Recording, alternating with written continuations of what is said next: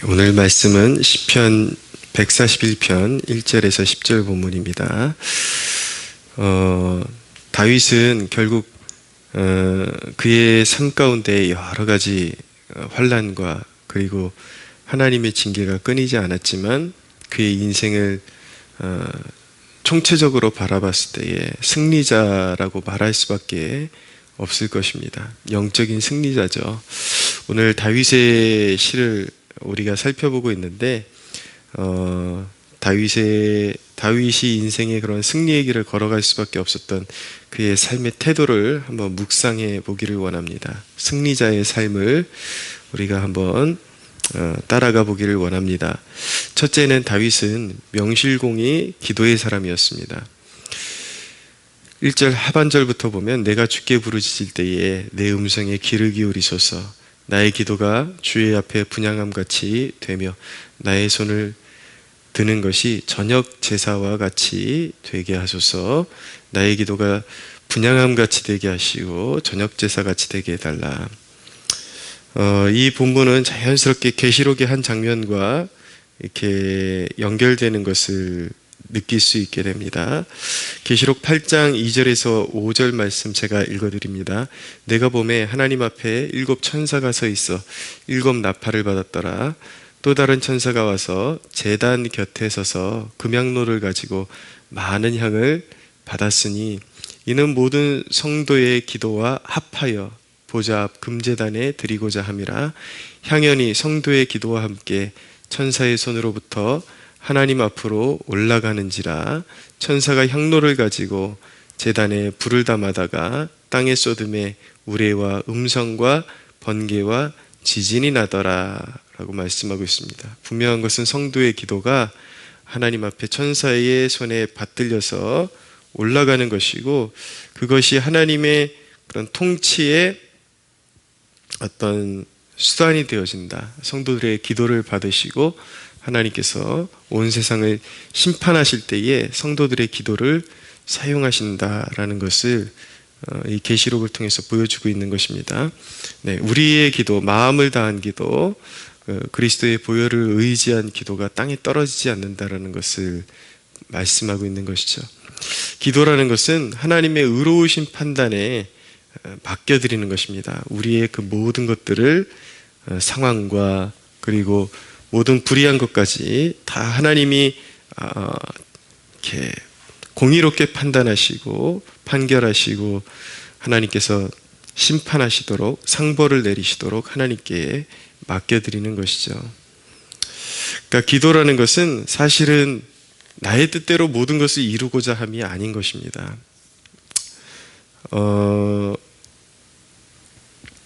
어떤 당장에 이렇게 우리가 얻을 수 있는 무언가에 초점이 맞춰지는 것이 아니라는 것이죠. 전체적으로 큰 그림 안에서 하나님의 의로우신 경영에 모든 것을 맡겨드리는 것에 기도에 초점이 있습니다. 자, 우리는 예를 들어서 우리의 대적들이 바로 심판받기를 원합니다. 그러나 그 대적들이 잠시 잠깐 존재하는 것도 하나님께서 세우신 뜻이 있고, 또 그들의 모든 행사와 의인들의 모든 행사들을 통해서 하나님께서 이 땅에 이루고자 하시는 하나님의 경영의 목적지가 있다라는 것을 이해하는 것이 우리의 기도 생활이 더 한 발자국 앞으로 나아가는 그런 이제 비결이 될 수 있게 되는 것입니다. 우리는 기도를 통해서 우리 영혼에 가장 이로운 길을 보이시고 또 그분을 신뢰할 수 있게 되는 것입니다.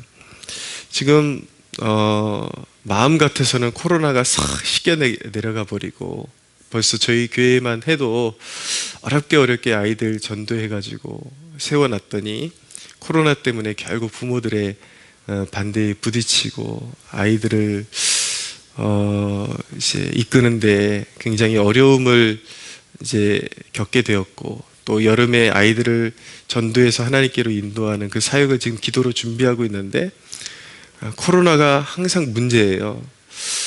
우리 인간의 생각으로는 빨리 씻겨 내려갔으면 좋겠는데 이제 우리가 기도할 때 코로나가 빨리 소멸될 수 있도록 기도하면서도 또 한편으로 항상 또 이 상황을 허락하신 하나님의 섭리가 있는 줄로 믿고 그것을 통해서 하나님이 이루실 뜻을 온전히 이루신 후에 우리의 기도가 하나님께 합당하다면 그렇게 이루어 주옵소서. 코로나에 영향받지 않고 우리의 사역이 승리할 수 있도록 도와주십시오. 그래서 우리의 마음의 간구도 하나님 앞에 올려드리지만 최종적으로 하나님의 그 선하신 뜻에 모든 것을 맡겨드릴 때에 하나님께서 우리 영혼에 가장 필요한 그 길로 인도하시고 단순히 내 자신뿐만 아니라 이 민족과 세계를 경영하시는 하나님의 뜻이 이루어질 것이라는 그 믿음을 가지고 우리는 기도할 수 있게 되는 것입니다.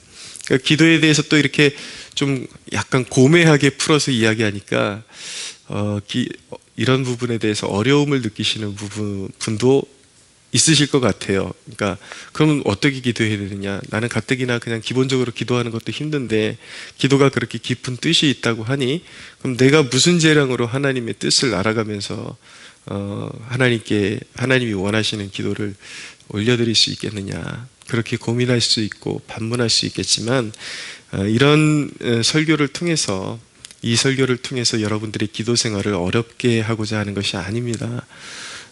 기도는 어떻게 해야 되는가? 단순하고 명료하게 하면 되는 것입니다.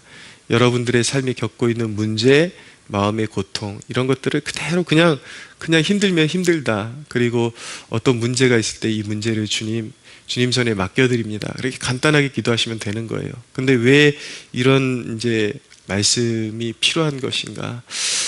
그렇지만 우리가 기도 생활하다 보면은 우리가 필요한 것들을 얻는 것도 굉장히 소중한 기도입니다. 왜냐하면 우리는 그런 은혜가 없이는 하루하루를 살아갈 능력이 되지 않기 때문이에요. 그러나 우리의 기도가 오히려 깊어지면 깊어질수록 때로는 하나님의 부재처럼 느껴지는 그런 상황들이 오기도 하고 내가 기도하는 것과 정반대의 상황들이 자꾸 이렇게 펼쳐지는 것 같은 그런 어려움들이 올 때에 이런 기도의 어떤 깊이 이런 것들을 알지 못하면 기도해도 안 되는 건 안 되는 거구나. 그러고서 또 기도를 팽개쳐 버리거든요. 근데 하나님이 원하시는 것은 우리가 그런 우리의 삶의 문제들을 통해서 어떤 문제든지 작은 문제라도 그것을 우습게 여기거나 경홀히 여기지 마십시오. 그것을 통해서 하나님과의 그런 관계를 계속 맺어가는 것을 하나님은 더 귀히 여기시고 바로 하나님께 매달리는 그 겸손을 통해서 하나님의 구원을 보게 하시기 위해서 하나님은 성도로 하여금 계속해서 어떤 문제를 주셔서 끊임없이 기도하게 하시는데 우리 주위에 보면은 이런 기도는 하나님 앞에 드리는 게 민폐인 것 같다라고 생각하고 기도를 안 하는 사람들이 있어요. 그거는 하나님 앞에 사실은 오만한 것입니다.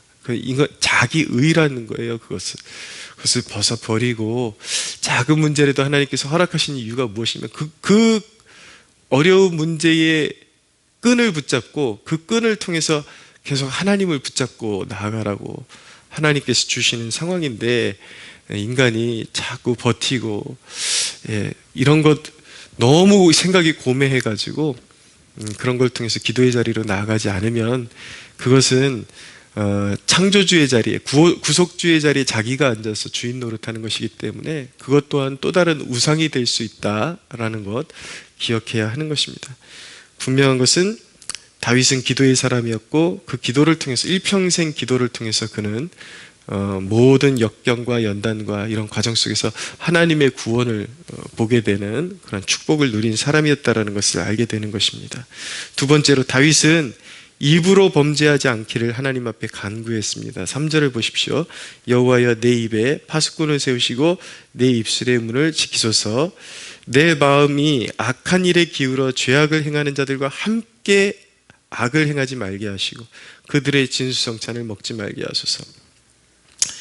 자, 마음에서 혈기가 올라올 때에 대적들이 기승하고 상황이 여의치 않으면 인간의 마음에서 자꾸 분노가 올라오고 혈기가 올라와서 그것을 입으로 범죄하게 되는데 그것을 용납하지 않기를 하나님 앞에 간구했던 것입니다. 왜냐하면 단순히 그냥 불평을 참기만 해서 인간이 그 상황을 이겨낼 수 있는 것이 아니라 하나님의 은혜가 부어져야 강팍하고 딱딱한 마음이 녹아지고 그래야 또 입술을 지킬 수 있는 그런 견고하게 지킬 수 있는 그런 상황이 되기 때문에 이렇게 하나님 앞에 내 입술에 파수꾼을 세워주셔서 그렇게 간구할 수 있었던 것이죠. 사도 야고보는 한 입에서 찬송과 저주가 함께 나오는도다 라고 그렇게 한 입술을 가지고 하나님 앞에 찬송하고 기도하고 또 한 입술을 가지고 그 똑같은 입술을 가지고 사람을 저주하는 그 입술을 책망했습니다. 우리는 얼마나 가련한 사람입니까? 누구나 사도 야고보의 책망을 받아야 하는 사람들은 아닌가요? 벌써 저부터도 참 입술의 문을 지키는 것이 참 어려운 것이구나 라는 것을 느끼게 되고, 오늘 이 아침에 이 본문을 통해서 또 깊은 책망을 느끼게 되며 회개의 자리로 나아가게 됩니다. 여러분, 왜 우리를 대적하는 사람들이 있음에도 불구하고, 그런 우리를 괴롭히는 상황이 있음에도 불구하고 우리는 입술을 봉하고 불평하거나 그 어떤 막 주제 이상의 그런 입담을 올려서는 안 되는가? 우리가 정말 하나님의 판결과 의로우신 판단과 정확한 응답을 원한다면 그 하나님의 판단하심에 월권을 해서는 안 되기 때문인 것입니다.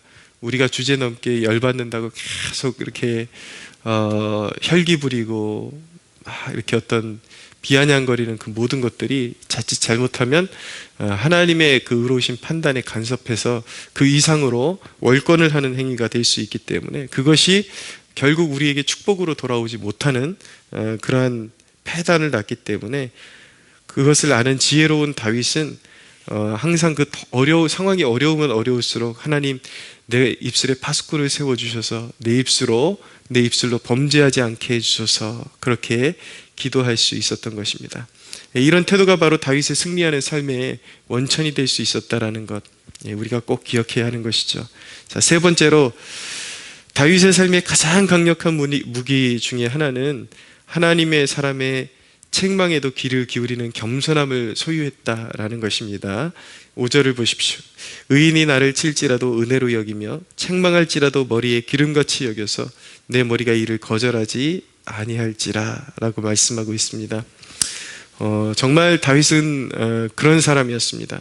밧세바를 범했을 때에도 그가 정말 극악무도한 범죄를 저질렀음에도 불구하고 비록 하나님의 징계의 손에 빠져들었지만 그럼에도 불구하고 하나님과의 관계에 어긋남이 없이 또 하나님이 그 징계를 통해서 이제 다윗을 회복시켜 주시는 그 길로 그가 걸어갈 수 있었던 이유가 무엇입니까?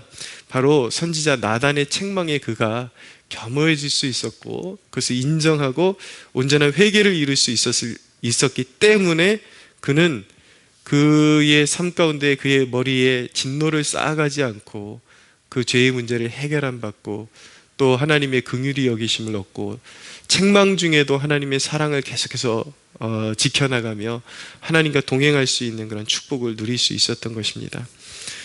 잠언에 보면은 잠언 29장 1절에 보면 자주 책망을 받으면서도 목이 곧은 사람은 갑자기 패망을 당하고 피하지 못하리라 라고 말씀합니다. 그만큼 목이 곧고 영적으로 어떤 하나님의 말씀의 책망을 새겨 들을지 모르는 것, 그것은 정말 하나님 앞에서 패역한 것이고 결코 고침을 받지 못한다라는 것을 알게 되는 것이죠. 자기 연민에 빠져가지고 회개해야 될 부분을 회개하지 못하고 죄를 인정하지 않는 사람은 고침받을 수가 없게 되는 것입니다.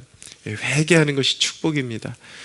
마음에 찔림이 오고 말씀이 선포되어질 때에 그것을 나를 깊이 돌아보고 죄가 아닌 줄 알았는데 나는 그것을 통해서 항상 내 의를 가지고 그것을 가리기를 원했고 그것은 사실은 무화과 나무 잎인데 그것은 내 죄가 가려지는 것이 아니라 뻔뻔하게 하나님 앞에서 버티는 것 뿐이었는데 그것을 깨닫게 될 때에 그것을 깨닫게 해주는 하나님의 사람들의 충고, 그런 책망, 이것을 겸허하게 받아들일 수 있는 것, 그리고 그것을 통해서 깊은 회개를 이룰 수 있는 것, 이런 태도를 가지고 있으면 결코 인생에 패배하지 않는다라는 것을 보여주는 것입니다. 승리하는 구원의 삶은 그리스도의 통치를 받는 삶인 것입니다. 우리 자아가 십자가에 못 박혔음을 선포하면서 매 순간마다 그분의 다스리심에 장애물을 놓지 않도록 주의하십시오. 그래서 마음이 완고해지지 않도록, 결국은 다 은혜로 그것이 이제 녹아지고 소멸되는 것인데, 그렇지만 하나님 앞에 버티고 죄를 인정하지 않고 그렇게 죄의 문제를 방치하고 있을 때에 그것은 결국 주님의 통치를 거부하는 것과 같은 효과를 불러올 수 있다는 것을 의미하는 것입니다. 그래서 우리는 결국 그리스도의 통치와 그분의 임재와 그분의 동행하심 가운데 하늘의 축복을 누리면서 사는데, 그분의 통치에 걸림돌이 되는 것, 그분을 완강하게 거부하는 것, 그리고 그분이 기뻐하시지 않는 것들을 우리의 삶에 계속해서 쌓아두어서 그분과의 관계에 깊은 골이 생겨서 그분의 통치가 원활하게 이루어지는데 방해가 되는 것들을 다 치우라는 것입니다. 그것이 회개의 삶인 것이죠. 사랑하는 여러분, 주님의 통치는 완전하시고 실패함이 없으시기 때문에 날마다 예수 그리스도를 우리의 삶에 모시고 그분을 인정하며 의지하는 자는 반드시 인생 가운데 승리하게 될 것입니다.